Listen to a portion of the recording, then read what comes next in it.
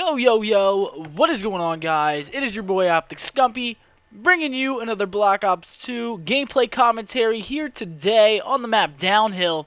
And I'm sort of banking on a snow day tomorrow, so I'm up, I'm up at 12:30. I feel reckless. I've been tweeting out crazy shit all night. Not really crazy, but I've been tweeting a lot, like a lot more than I usually do. I usually don't tweet that much, but I've been tweeting like crazy because I'm wired up. I'm hyped up. I'm trying to get off of school.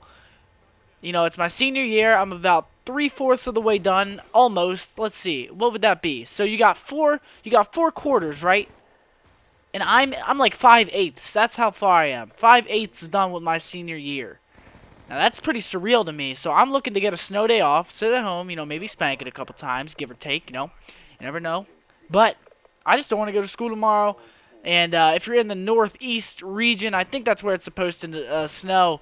I hope that you have some pretty good luck, because I'm banking on some pretty good luck, because I'm going to be up late tonight, and I don't know what I'm going to do, but I'm planning on being up late tonight. Probably play some League of Legends or something like that. Try and get in the zone, try to get to that level 30 mark. But today like I said, I was tweeting out a lot, and a hashtag came up, and it was my old gamer tags, and it really got me thinking. I've come a long freaking way since I started playing competitive Call of Duty. Like, it started about 5 years ago, and now here I am, 5 years later, making videos for 95,000 people. Like, it's just, you would never imagine that whenever you start something, and you usually don't start something to produce an income off of it. When I first started competitive gaming, it was strictly off the sole reason that I loved playing competitive Call of Duty.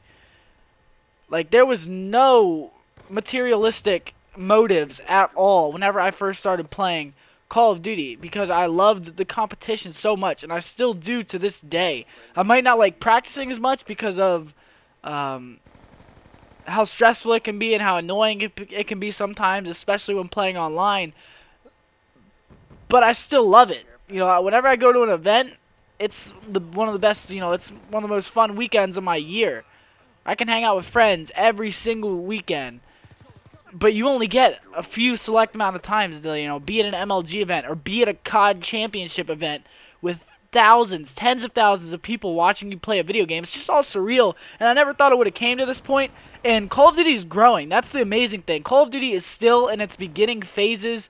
It's still a little baby. Obviously, it's been around for a while, but the competitive side of it has just recently started growing a lot. Ever since Black Ops 1 and Modern Warfare 3, we've seen a very big viewer increase on the competitive Call of Duty streams.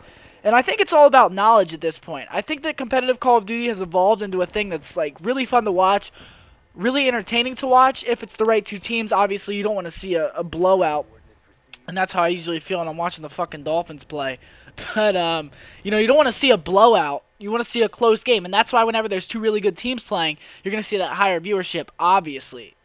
It's just like, it's like watching the Super Bowl. Two of the better teams, not going to say the best, because obviously everybody has their opinions on the better teams.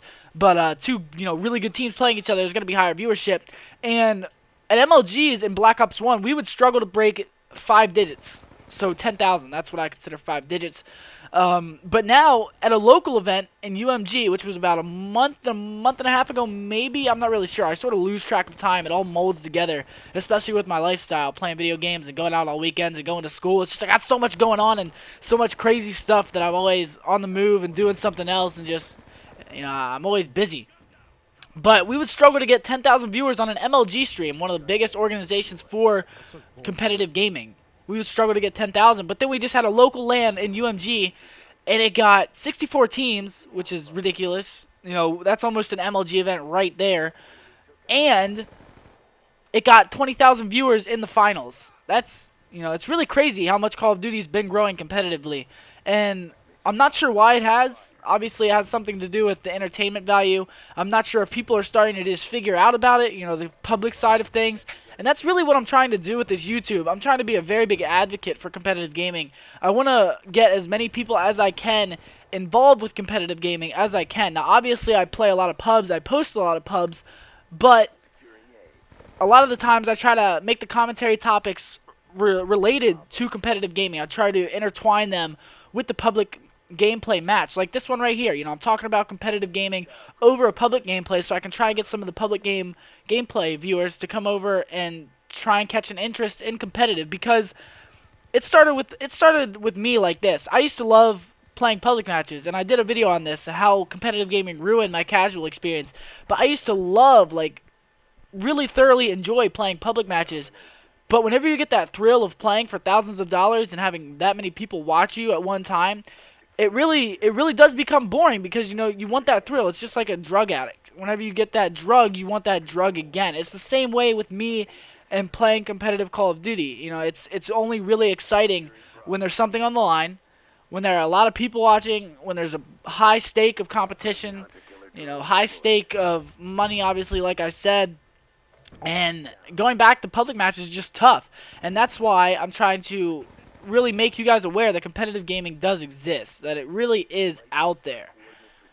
Because, you know, League of Legends has grown immensely. Obviously, they get hundreds of thousands on their streams.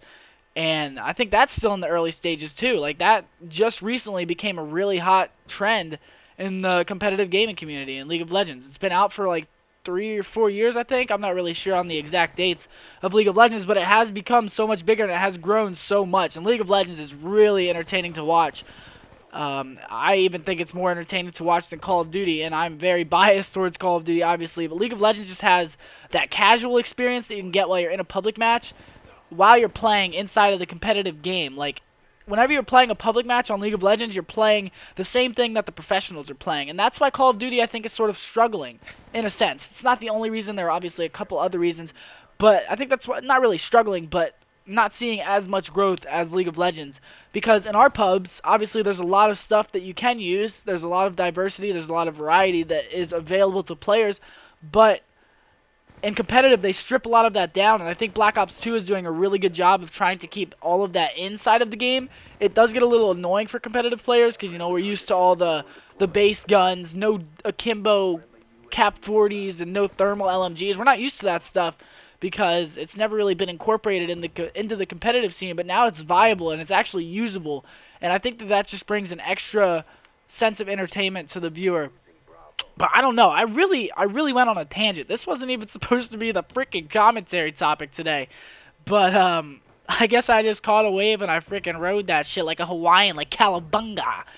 But yeah, I mean, Call of Duty it's amazing how much it's grown, how much developer support it's received within these last couple of years. Now, I've really watched it grow.